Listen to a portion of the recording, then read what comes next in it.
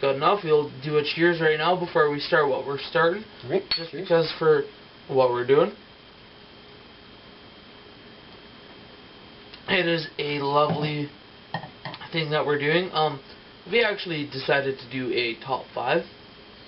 And this has probably been in the making for what? At least a month. Month and a half. Just unreal. But our top 5 is the hottest women that we think that are in sports right now.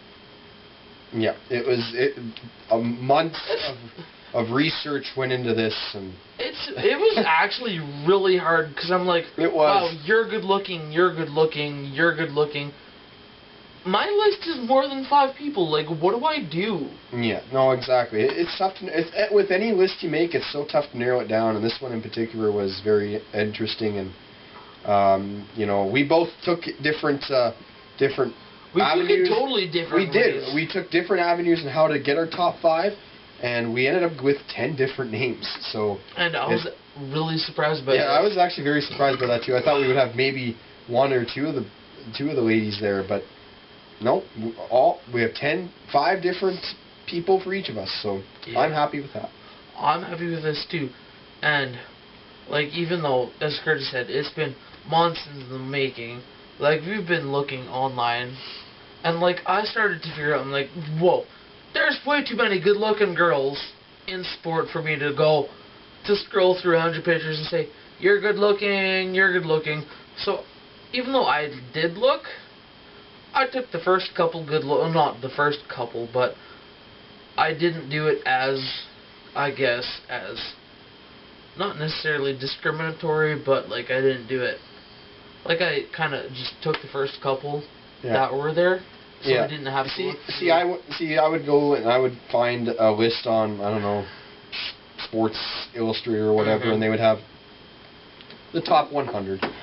And instead of just going through the top 10, I was looking at them and I'm like, yeah, they get always mentioned, but then you look at them and it's like, yeah, okay, they're pretty good. But then after a while I was thinking, okay, what 3 pop out to me the most? And I thought of 3 that popped out the most. And then I looked at them and I'm like, you know what? They put all 3 of them play different sports. So then in my mind I was trying to think, okay, I think those were the hottest women in the sports, in their respective sports. Yeah. So let's see if I can find 2 more in other sports that are just like that. And I was able to find 2 more. So that's how I kind of made up my list. And do you want to maybe go through starting it with each of our number 5s? Yeah, we can. We go and start going up? Yeah. For mine, I chose Chantal Sutherland. But basically, it just gives us enough time to basically put a picture of them up and show you who this person is. Who's your number 5, Curtis? My number 5 is Amanda Beard, and she is a United States swimmer. And if you know anything about women and water, it's just a gorgeous thing. And I'm trying not to say too much here, but beautiful human being. Beautiful everything. Yeah, and that's basically all you need to know. Really, she was the hottest swimmer, is what I found. So that's my number 5.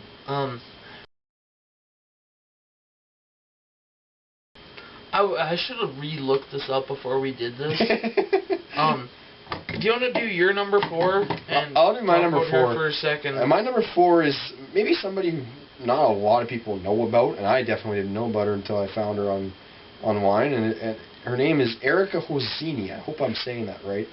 I believe it sounds like an Italian name. I don't know if she is Italian or not, but she is a surfer, and boy, she's got the surfer body. That's about all I can say. And blonde and beautiful, and that's about as deep as I'm going into with a lot of my picks. But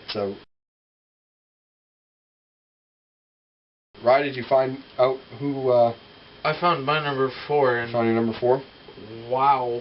It doesn't say which sport she plays, but apparently she's on a host of the Golf Buzz presented by Myrtle Beach. So she's an analyst. I think so. Oh. Okay, well she's in sports, so that's fine. She's a professional golfer and model. Mm-hmm. And wow, there's some. And her name? Blair O'Neal. Right. Ooh. Like, you can't top much of that. I'm looking it up on my phone right now because I can't remember. Yeah. And Curtis is even dumbfounded. Yep. No, it's... Like, whoo! It's pretty unbelievable. Like, even that. She's not even wearing a bikini and she just looks phenomenal. She's like a golfer analyst / scorer / I don't know what, but she is just phenomenally looking. Blonde hair, probably blue eyes. Yep. Yeah, no, that's a winner right there. Like, she's the cream of the crop. No, definitely a winner. While you look up your number 3, I will go to my number 3, and maybe the most known out of my list, and maybe out of both of our lists, Maria Sharipova.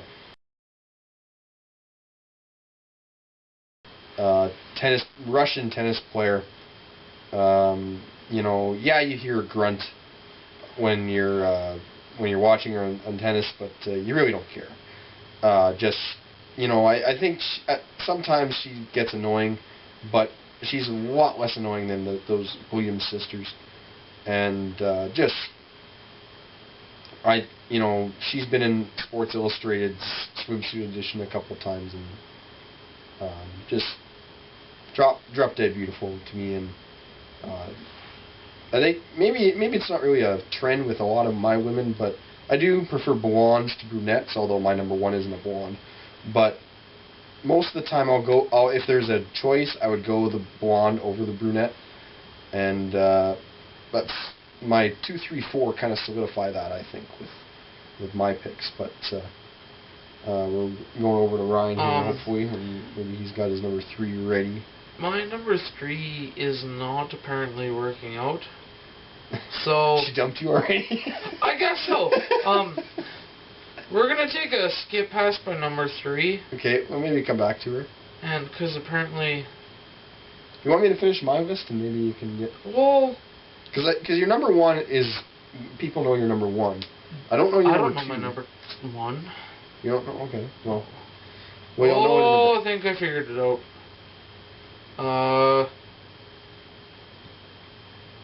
2 seconds, everyone.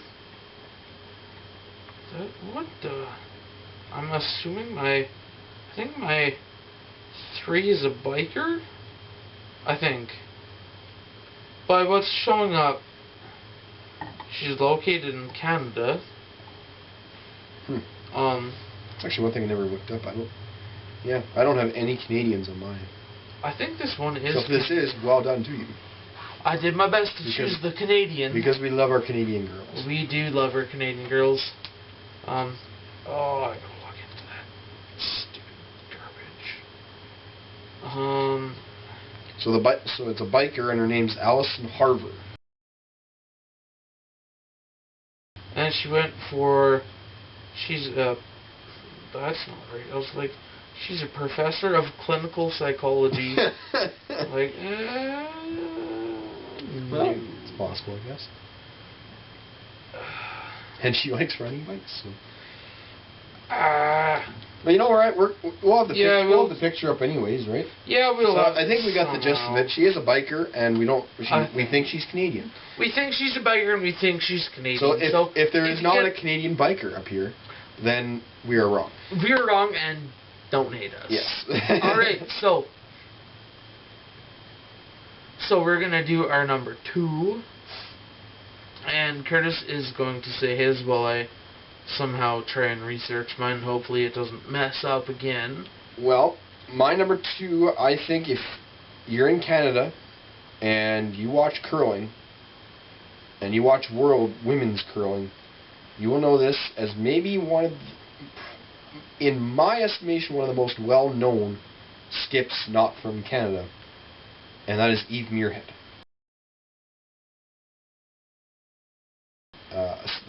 The Scottish skip for Scotland. And she played for Scotland, but I thought you said she played for Canada. No, not Eve Muirhead. Well, not played for Canada, but Canadians would know her.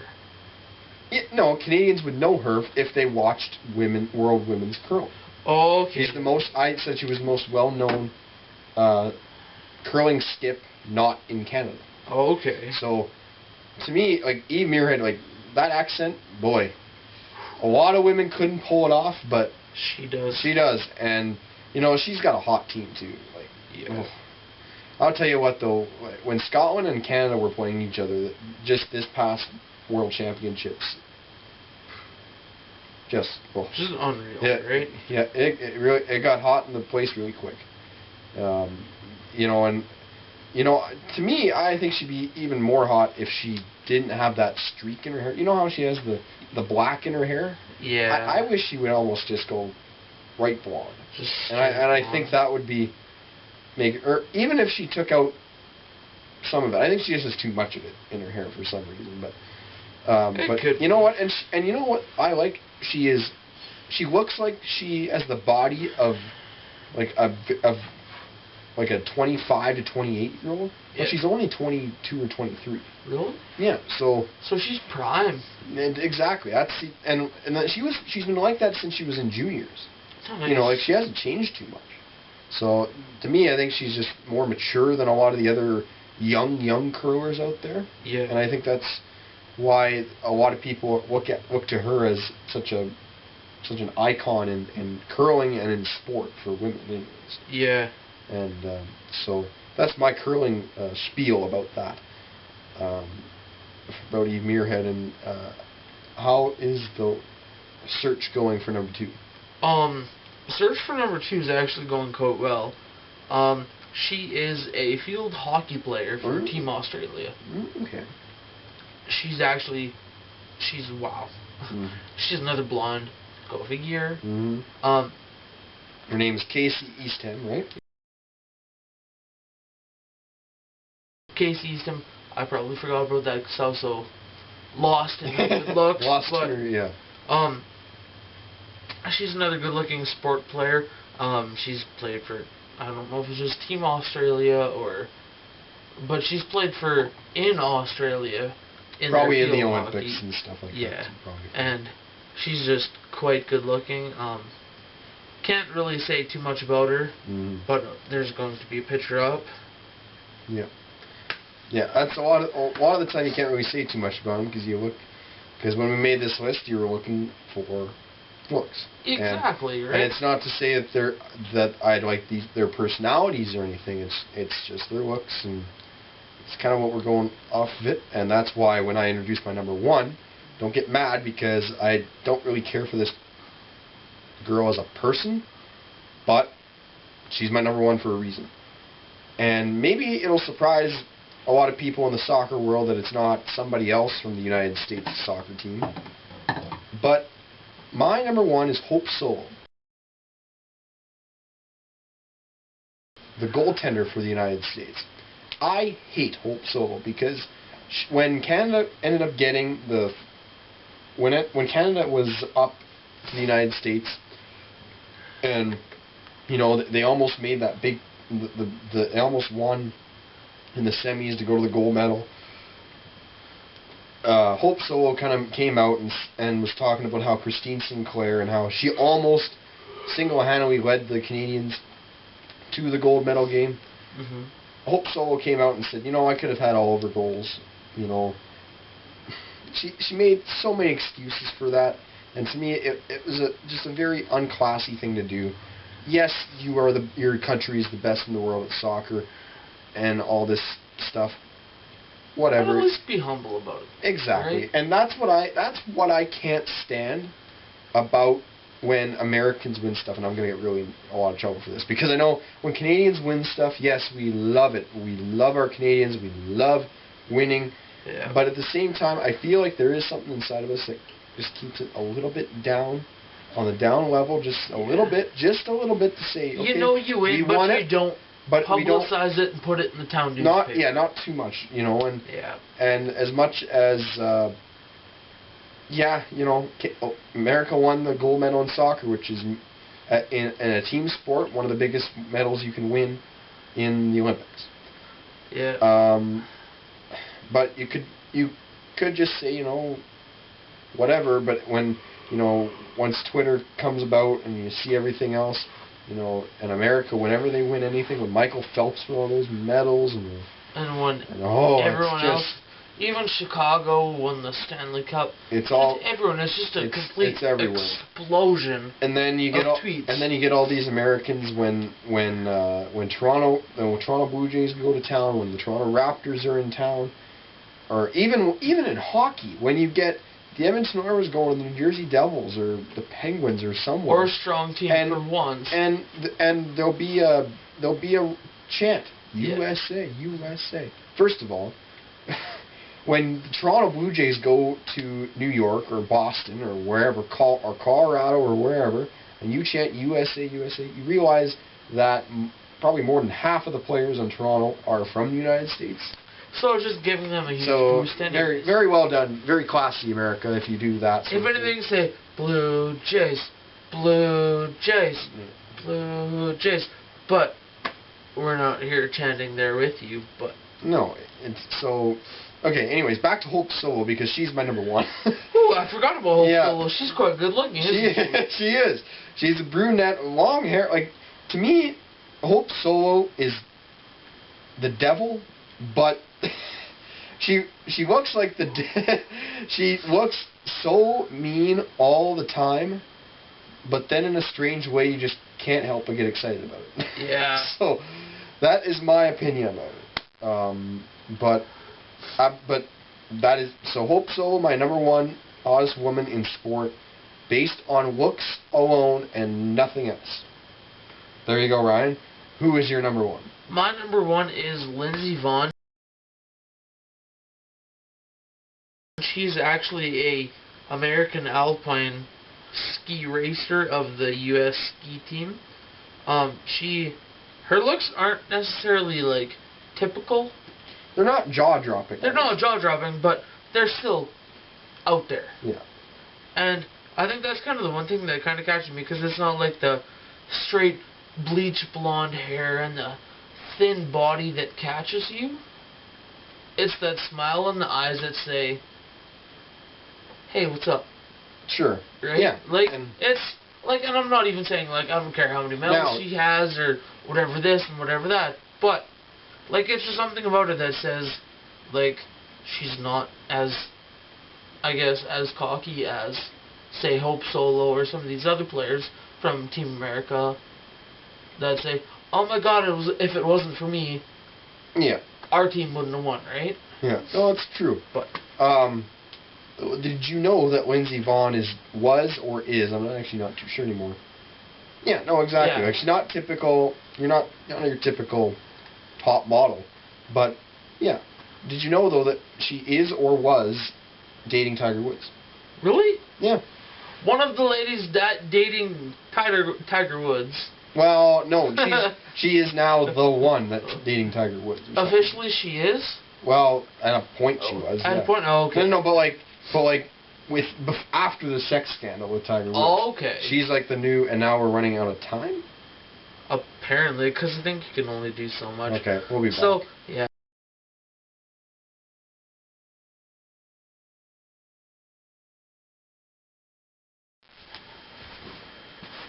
Oh, I just slid there. We just finished up talking about our top 5 for the hottest women in sports, and do you want to do honorable mentions quick? Well, I know there's so many to choose There's one from. honorable mention just because she works for Hockey Night in Canada. And that's Annie Petrillo. Annie Petrillo. Yes. Annie Petrillo of CBC. Very nice. Very badass. That's all I got to say. Like, there's not much you can say. As soon as she starts, like, you almost need to catch that drool. Oh, fantastic. We got to mention some of the TSN people, I guess. There's a few. Kate Burness, I think, is the best one. Natasha Staniszewski is also very nice. Yeah. You know what? Even Ivanka Osmak of Sportsnet, I still got to say she's nice to look at. Yeah. There's a few highlights you see of these ladies just, and the game's about to start, and then all of a sudden they just about get trampled by about 75 football players. Yeah. And you're like, wow, I wish Canada had that. But well, it just don't happen. No. But I think it's pretty much... That's basically... That's all I have, yeah. I think Yeah. that's all I can think of right now.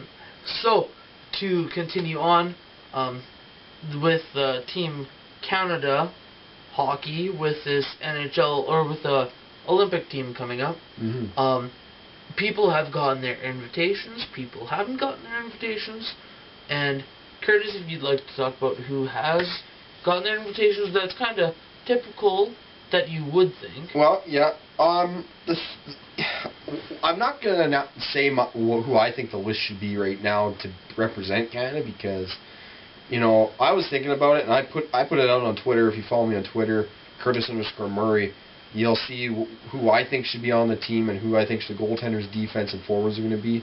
And honestly, when it came down to the forwards, there's probably 7 or 8 names that you could pretty much walk into almost any list. Yeah. And everybody would agree with you. But after that, it got to the point where I was thinking, okay, I could be happy with about 10 of these other guys, and they could make the team too. So, it's kind of right now. It's kind of, you're up in the air of who you think. You're gonna have to watch the rest of the season up until December, and then you're gonna have to make your own decisions, and so will Hockey Canada, and they'll have to figure it out. But what I'm more concerned about is 2 things. One of them is the goaltenders that got invited. The goaltenders that got invited were Carey Price, Roberto Luongo, Corey Crawford, Braden Holtby, and Mike Smith. Now, there is not a huge standout name there, is there? You know, back in the day... Crawford because of the Stanley Cup. Well, Crawford, but he's not a huge name. No, he's not a huge name, but just, I'm saying, because of how Chicago did in the Stanley Cups. I guess. Everybody knows Crawford's name. Yeah. And I guess it's a fair point, because out of those 5, he's the only one that's won a Stanley Cup. Yep. Something to think about there. Luongo just about made it, and then they put him on the Olympic medal team. And let's not get into Luongo. Yeah, nope. But that's a whole different episode. But to me, back in the day, it was Martin Brodeur, Patrick Waugh, Ed Belfour, Curtis Joseph. Those were pretty legit goaltenders back in the day, they were, right? Just phenomenal goals. Very, very phenomenal. Like Patrick Waugh, I still prefer Patrick Waugh over Martin Brodeur. Yeah. That's another debate for another time. But whole nother time. But for me, this group of 5 is very underwhelming, and it is definitely the weakest position out of the other 3 for the Team Canada to figure out, because and the guys that they left off, one guy that they left off of that list was Cam Ward of the Carolina Hurricanes, who has won a Stanley Cup and who does perform in the clutch pretty good. Yeah, he doesn't really do too great in the regular season, but in the playoffs he is very unstoppable, you know, and he's very tough to beat. And another guy that I don't think gets a lot of credit because of where he plays, but Devan Dubnyk is a guy that's been to the World Championships. He's done a lot of good for the country. Yeah. You thought that he might get just an invite, even if he doesn't make the team. At least he would be at the orientation camp and pat on the back. But he didn't get one, so you don't really expect him to be there at all either. I guess one question for this: do they get a maximum number of invites? They do. That's the thing to remember. It's not that if you don't get invited to this camp, you're not going to make the team at all. Okay. But it's just kind of who they are looking at right now, and the fact to me that Devan Dubnyk especially didn't get an invite tells me he's not going at all. But Cam Ward could still get an invite. Okay. You know, or still get on the team. Like in 2010, Patrice Bergeron did not get invited to the camp, and he made the team. Okay. Yeah. So there you go. You don't have to be on this preliminary roster to make the team. And that was my next question. Do they actually have to get the invite to be able to make the team, or are they going to make separate changes later on through? No, absolutely. You don't have to make it. on this roster to make the team. So that's a very good point. But cool. You know, it's kind of funny. The third string goaltender for, actually, the first string goaltender heading into the 2010 Olympics, Martin Brodeur, and the third string goaltender out of those Olympics. Do you remember who that was? I probably should. I probably will once I see the name. Marc-Andre Fleury. Yeah. Yeah. Both of those guys did not get invited. Martin Brodeur, he's 41, 42. Does he still play? Yeah, he's still playing. I thought he retired about 10 years ago. No, he still plays. He's got one more year left in his deal. Corey Schneider is his backup, and now they're going to be the new Luongo and Schneider. But sounds like a Brodeur plays for Vancouver? No, for the Devils. Oh. Corey Schneider got traded to the Devils. Oh, right. Yeah. So I know that. Yeah. So yeah, he's still playing, but he didn't get invited. So I would take. I would take Brodeur over anyone. I don't care if he's 75 years old. He just has that experience and the knowledge. And I know, and that's the one thing. Like, if you're gonna take, like, to me, I told you I wasn't gonna get into my names, but for goaltenders, let's just say. Yeah, for goaltenders, because it's goaltenders is easy because there's only 5 of them you can kind of pick. Yeah. My goaltenders right now: Roberto Luongo, Mike Smith, Carey Price. Yeah. Those are my 3. I don't even know what order that'd be in. I would probably say Carey Price is my starting goaltender. Yeah. But if Roberto Luongo gets really hot at the start of the season, maybe you go back to Roberto Luongo. Exactly. Now, before everybody goes crazy, remember, Roberto Luongo did win the gold medal.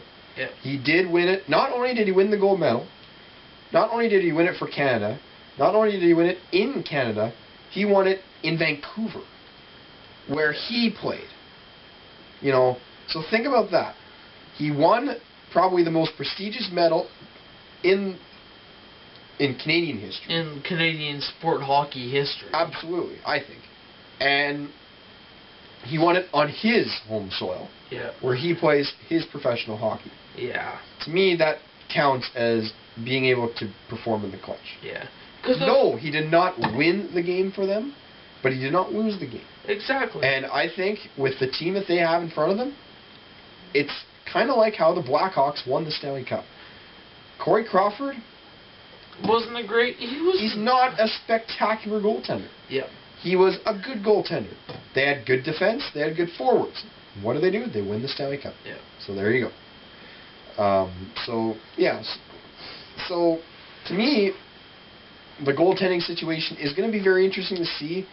If, for one, any of those 5 goalies is going to get off to a hot start, if one of them does, then you can almost bank on them starting game 1 against, I think we're playing Norway and Austria. 2 hockey powerhouses, and then we play Finland. So, you know, we have a very weak division. Yeah. When it's Norway, I don't even know if Norway's in it.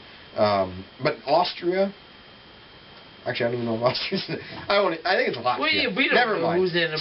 But it is a very weak division for them. I think the United States, they get Russia and Slovakia. Ooh. Like, they get a really tough... Yeah. How many different divisions are there? There's 4 of them, and there's 4 teams in each. Oh, okay. So there's 16 teams. It's different this year. It's actually 16 teams. Okay. Which... there's going to be more blowouts. It's going to be more like the World Juniors. Yeah, that's kind of what really sucks to me. Because wasn't there only two divisions before? Something like that, yeah. Where it was more of a round robin. Well, like before there was like a relegation round where the winner and the and the runner-up got to go on to the preliminary round with Canada and Russia and all. Oh yeah. And then they would play out of that. Yeah. So. Some real crazy mess up. Yeah. Because Canadian sports, they have all these rules where you need so many different other players and people, and you have to do this and that, and jump up and down with your foot above your head, and like you're kind of jumping through hoops for that stuff. Yeah. But so, and then the other thing I wanted to talk about in regards to the Olympic roster was on the forwards. I have a problem with maybe one of the guys that got invited, and I think you would agree with me as well on this one. I think everyone would because agree. I don't think a rat should be invited to a orientation camp. And I mean Brad Marchand. Look, if Brad Marchand was on my hockey team, I'd love him because he's such a pest. Yeah. He's always around the net. He's always getting in your face. He's not the biggest guy on the team. He's a speedster. He can kind of bang bodies around. He can get in your grill. However, we are going to the Olympics, the biggest hockey event of all time, basically. Yeah, exactly. And do you really think that you're going to need a guy like that in the Olympics? Did we have a guy like that in 2010? Did we have a guy like that in 2002? Yeah. I don't think so. We had guys that could play. Exactly. And I think that's what you need. And now, who would I put on the roster instead of Brad Marchand? There's two guys that I have no idea how they did not get an invite. Exactly. One of them is Jamie Benn, who had a phenomenal season. In a very good season with the Dallas Stars, who did not have very strong players. He is a pure goal scorer. He has size. He has speed. He has hands. I think he's a guy that would fit perfectly on this team. But maybe the guy that I'm just shocked that did not get not even an invite. I can understand if he didn't make the team, but not even an invite is Jason Spezza. Because in 2011-2012 he finished 4th in the league in scoring. 4th. Yeah. Last year he was injured, and I understand, you're risking guys that are injured. Jason Spezza is a center. He's a big guy. He has speed. He has sick mitts. Yeah. Yes, you can argue his two-way game isn't very strong, but everybody's got their criticism about Taylor Hall and Jordan Everly, and they got invited to the team. Exactly. So, to me, Jason Spezza is a guy I think you had to have at your orientation camp at the very least. Yeah. But who knows? Maybe he's the Patrice Bergeron this year. Maybe he's the guy that doesn't get invited to the camp but makes the team. If he gets off to a really hot start, I think he's got to make the team. Yeah. But the other thing that you got to remember too is he is a guy. He's a center. We already have Crosby. I'm trying not to get into this, but Crosby, Taves, Tavares, Bergeron, Stamkos, Drew's off again, on again center. Yeah. But you know what? You get my drift. You could probably put together the forward group with 13 centers. It's unreal. You could. For the amount of centers. Exactly. And you would be fine with it. You would look at this roster and say, that looks like an Olympic roster to me. Yeah. So, it's so tough. Like Canada is definitely the most depth at forward and the most depth at defense. You look at all the other teams; they have guys. U.S. invited Seth Jones to their camp. Seth Jones is a very, very strong defensive player. He has not played one single professional game yet. Yeah. So inviting him to his camp, I think, is a little premature. But I think they're maybe getting ready for 2018 when they go to Korea. They'd like to see how he's doing and maybe see if there's room for him to grow. Which I think makes sense because maybe that's what Canada's doing with Hall and Everly, because maybe they don't make this year's team. Yeah. And maybe they make the team in 2018 if they go. The thing too, like how you said, they may not get an invite, but they're still going to be watched. Yep. Maybe they're just doing that to see how he works under the pressure of the potential Olympic team. Yep. To see if he either crashes and burns, or if he's actually going to take that time to shine. Yep. And be like, hey, you know what? You grew well enough in these next 4 years that we're actually going to pick you for the next Olympic team. Yep. No, it's definitely a very interesting debate. I'm not going to get too much into it. Other guys that didn't get invited that were on the team in 2010, I believe Joe McGinnill, of course. You know, who's going to pass Sidney Crosby the puck in overtime now? I have no idea. Brendan Morrow, who is a guy that was at one time a big top 6 center that could play, that was very versatile. Now he's worked his way down into a bottom 6 forward, I think. Trying to think. He's a well-known player that's still... You know, and of course the two big defensemen that aren't going to be there this time, Scott Niedermayer, who's missed everything. He was the captain of the team in 2010. He'll be missed. Chris Pronger, of course, with his eye injury, he's not going to be there. Oh, shit. Well, He hasn't played. Oh, I didn't know he had 9 injuries. Oh, he's like his career's probably done. Oh, jeez. So those are two. It's basically huge not game by game, but kind of season by season. Well, like he hasn't even skated for a while. He's in. Yeah, like I don't think he'll play another game, which is really unfortunate. You know, the 1 year he was with Edmonton, stole the show on defense on the back end there. Back when he took Ryan Smith's teeth out. Yep. But so no, and you know they got some other guys, but they got more than enough defensemen and more than enough forwards to fill those voids. So I don't think you have to worry dwindle about having no Jerome McGinley or no Chris Pronger there this year, because you still have a bunch of guys that can fill the hole. So now, question for you. So Mike Babcock is the not the captain, but the coach for Team Canada, right? Mm-hmm. Is his coaching style different from the other coaches we've had over the last couple Olympics? Well, back in '98 was the first year that they had NHL players in the Olympics, and that was the year that Mark Crawford was the head coach, and he was the one that left Gretzky on the bench in the shootout against the Czech Republic, and the Czech Republic ended up going on to win the gold medal. We won't win the one now. No. But that was a stupid mistake. Crawford was more of a... Of course, the game has evolved since then, but Crawford was, I think, more of a D-first kind of coach.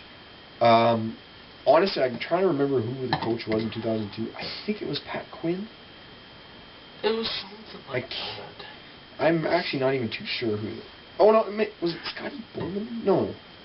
Scotty Bowman was the junior, wasn't it? No, I don't think even Scotty Bowman ever did it, which surprises me. I know Ken Hitchcock was there. He wasn't the head coach, though. Yeah. But anyways, it's tough to say, and I'm trying to think. 2006 even is a kind of a... I think it was Pat Quinn in 2002 and 2006. Yeah. But do all these coaches kind of have the same coaching mentality, other than Mike Babcock? Well, for the most part. Yes and no. Like, I think there's a reason why Mike Babcock has had so much success with Detroit. Yeah. And Detroit has had for so many years. Nobody even knows why. Well, but they've had when you look at Detroit, for so many years. Unreal, right? Yeah, for so many years they've had guys like Datsuk and Zetterberg and Lidstrom and Rafalski and guys like that. And these 45-year-old hockey players that should be washed up. Well, but to me, I think the thing that I take from it is when those guys were in their prime, or like when they were very effective hockey players, like more effective than they are right now. Yep. They won a Stanley Cup in 2008, right? Then they went back in 2009, which is almost impossible to do nowadays. Yeah. So to me, I think Mike Babcock possesses all the tools to not only coach a team, but can coach star players. And as easy as it sounds, I think you have to look no further than looking at the Toronto Blue Jays this year and seeing all these star players with Batista, Encarnacion, Reyes, Dickey, Burley, Cabrera if you want, all of those star players, and voila, you are a below 500 team. Yeah. So to me, I think it takes the right coach to push the right buttons at the right time, and Mike Babcock definitely did that in 2010. He almost didn't do it because Crosby almost didn't score that goal. Yeah. But he was the right coach then. I think he's the right coach now. I can't think of another guy to really put in at the head coaching position if I'm Steve Yzerman and making this team. So Mike Babcock, I think, is absolutely the right choice for this job. So then, like with that, with Mike Babcock being the right coach, do you think his coaching style kind of calls for Brad Marchand? Like, even though he might be... I see what you're saying. Like, with him, he's used to the NHL, and even though the Olympics is a great privilege and team to play with, but do you think they need a Brad Marchand? Or should they just focus on goal scorers? No, I personally don't think they do. The one thing I will say that Brad Marchand does have going for him is they're playing in Russia on the bigger ice surface. Yeah. Which means you're not going to need, like when they went to Torino in 2006, they had guys. They had Jay Bomeister on the team. Yeah. They had some guys that I have no idea how they even made that team, because they had a bunch of big brutes, and that you should have seen. You should have seen their defense. I was looking at a list and I'm thinking, this is who we took to Italy. Like, really? Yeah. Like, oh, it was bad. And I was like, if Jay Bomeister was their best defenseman, back then he was good. Yeah. But even then, regardless, Jay Bomeister, not Joe Bomeister. Yeah. Like, I'm loaded. Yeah. No, but like, I'm done.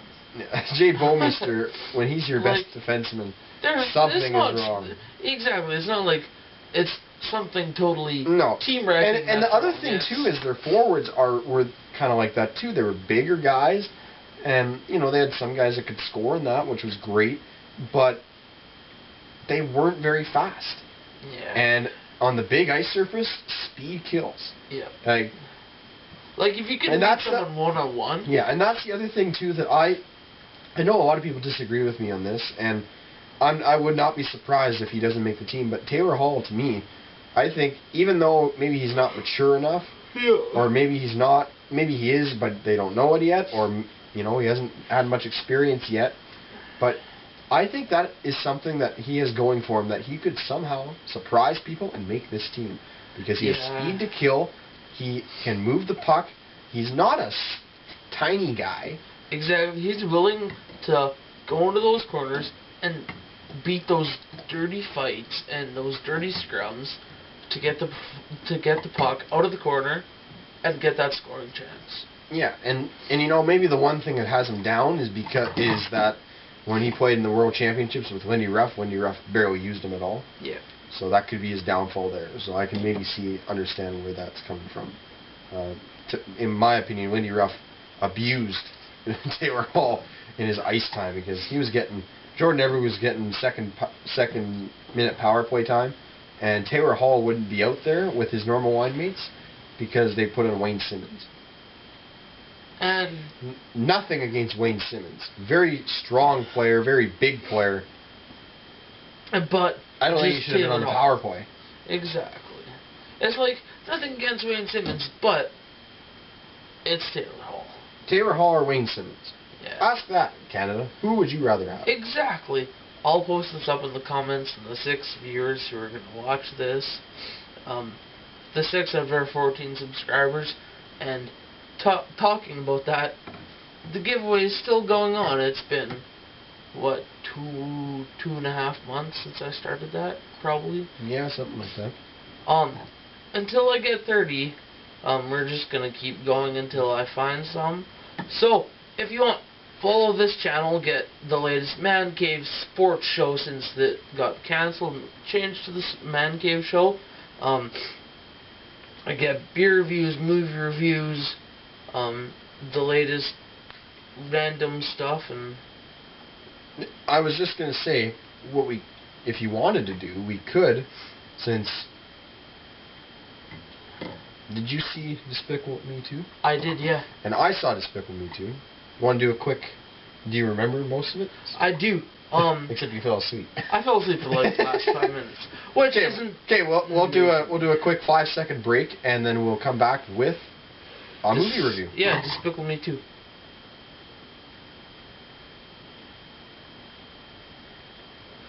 Hey everyone, Megadiesel15, and this is Curtis _Murray on Twitter, even though he does have YouTube.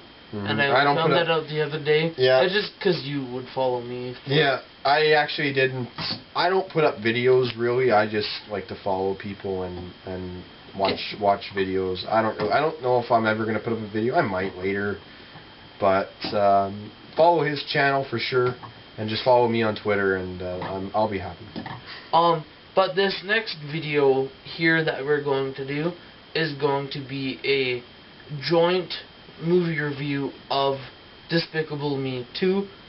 He actually went with his girlfriend, and I went with my sister and her husband after I won both of them tickets, and they wanted to treat me after the wedding, since me and the sister, like Brandon's sister, yeah. did quite a bit. So That's they very just nice kind of of them. said, "Oh, we'll have a barbecue for you two and take you out to a movie. Like we'll do that." And I'm like, "You didn't have to, but you know what?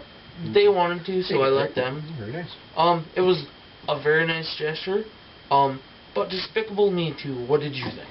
Well, of course, when I'm with my girlfriend, it's a very cute movie. It's a very, there's a lot, Now, to be fair, I should put this out there before I go any further. I have not seen Despicable Me, the first movie. So so obviously whatever I'm going to say. It's like that dude at the bar yesterday where he's just walking around with the case of Despicable Me. Did you see that? Oh yeah, I did see that. Yeah. This big biker dude with a bandana and long hairs walking around with the DVD case for Despicable Me. We're like, really? It was pretty funny. We got a good laugh on that. But yeah, so I haven't seen the first one, but the second one to me I really liked just because it was like there were a lot of cute moments and like those minions are freaking hilarious. Like yeah. Like nothing beats them. There's the ones that puts the comedy in. Oh, for sure. That does. Like, you watch it with a bunch of kids around, and of course they'll laugh at anything. But then at the same moment, you got to think about it. And if you're a kid, man, they're freaking hilarious. Exactly. They're just everywhere, and we never really grew up, so we always laugh at them. Yeah, exactly. And I think Steve Carell with the main character does a very good job of his. You can't really tell it's him either. That's what I liked about it. That's the one thing. Like that in Hotel Transylvania, and like even though you know it's who it is, you're like, wow. Yeah. He puts it on very well. Very well. Yeah. Crew could put on a movie like that. But. Yeah. No. And so to me, it was. I really enjoyed the movie. I actually really did. It was a cute movie, and I liked the storyline and the way of course you had a nice happy ending. Yeah. But, you know what? Happy ending. Well, you know what? But I'm okay with that because you took your girlfriend to. Yeah, exactly. But, yeah. So what did you think of the movie? I actually really enjoyed it. I thought Steve Carell and Kristen Wiig did a great job, and Kristen Wiig played such a great job. Like from her being from SNL, MacGruber, Bridesmaids, and a couple of these other movies. Like where she's just this random character who kind of puts in her 2 cents every now and then. Like, holy man. Like those 2 cents actually did something. And it's just not like, oh wow, you fed the meter, you get 10 seconds. Yeah. Where like Kristen Wiig's character, it was those one-timers that always fed the laugh machine. Where basically anything she said, you'd kind of get a half chuckle about. I really, like, as you said, the minions are always a good laugh. And I did fall asleep from the last 5 minutes, probably, till just to about the wedding, just at the end. Actually, I should have mentioned this before. The wedding, to me, not the YMCA song, but the one before that was the I don't know. I don't even know what they were singing. The minions were singing some It was like their music. first dance song sort of thing. Yeah. It really sounded like a Tim McGraw song to me for a little while there. I'm like, are they trying to sing Tim McGraw? But then after a while, I gave up trying to figure out what it was because it was just... And I think it was interesting, too, throughout the movie, how they're like... Or Steve Carell's character, Graw, or whatever his name was, he's like, oh my goodness, it has to be this person. But no matter how much they questioned his evil genius authority, he'd always stick with that person. Yep. And it'd always be a battle between his potential possible girlfriend and him on who they thought it was. And then they thought they had the person and it ended up not being, and then they found it the real person. And, like... It actually threw quite a monkey wrench, even though... Yeah, I think so. I guess I have 2 criticisms, and I lost the first one, so before I get to mine, what what are your criticisms maybe about the film, if you had any? What was maybe something that you thought was they could have done maybe just a little bit better? I think they could have done it a little bit better, where it kind of felt like a 5-minute long scene, where it's just like a entrance and an intro to the villains unanimous league or whatever it was, where like it just seemed to kind of seemed pointless, where you just go here and then you're done, where all of a sudden you have to drive through fish, through turtles, through sharks, and up this and down that, and all of a sudden this big mouth is opening, and then you're there, and the one I thought of the other one, but it wasn't a criticism, so I'll skip that one. But the one thing that and this isn't really a criticism about the movie, it's a criticism about the presentation. I really don't understand why any of that was in 3D. I've told you that before. You told me that. But like, did you see it in 3D? Yeah, I saw it in 3D too, and I always, whenever I look for a 3D movie, I'm thinking, okay, there's got to be something in this that makes 3D worth living. A few times I got dizzy, but yeah, but like it wasn't huge. I don't know. Maybe I think I get dizzy watching it because of the stupid glasses you have to wear. Yeah, it could. And of course I'm stupid and I'm like, oh, I'm getting tired of these glasses. And you look and it's just like, oh, you can't see anything, so you got to put the glasses back on and watch the rest of the movie. So to me, unless the one movie I saw, this was way back in the day, was that Spy Kids 3D or something like that. Oh, I don't even think I've seen that one. But you know what? Like, it was a poorly, it was the 3D movie, like, of the summer or whatever, and it was those red and blue glasses, like that kind of 3D. Yeah. And it was a poorly made film, but man, was it entertaining in 3D. I'll tell you what, that was one of the best 3D movies I've ever seen. And since then, I've seen another movie where it was like part of your entertainment. Like, it wasn't really of any sort of movie. It was just kind of like you sit in, and it was in Calgary at one of the science centers or something. And it was just like a movie of something, and all you did, you got your 3D glasses and you sat and watched it. And basically, most of the movie was you're on a roller coaster, so you just go up and down. I loved it. But ever since then, I haven't really seen too many movies that the 3D experience makes it great. Better, yeah. I saw the new Superman movie in 3D. That one was actually worth the 3D glasses. Yeah. I saw Star Trek in 3D. You know what? I actually didn't think 3D made it much better. I saw it in 2D, and I didn't think it needed to be in 3D. No. Other than all the there was some shooting scenes where it was like, ooh boy, that's really cool. But you know what? That gets old after a while. You know, and I actually wasn't a fan of it in 3D. I'd have to say. So there you go. Despicable Me I actually have too. a second kind of criticism, even though it's DreamWorks and it's not true in that.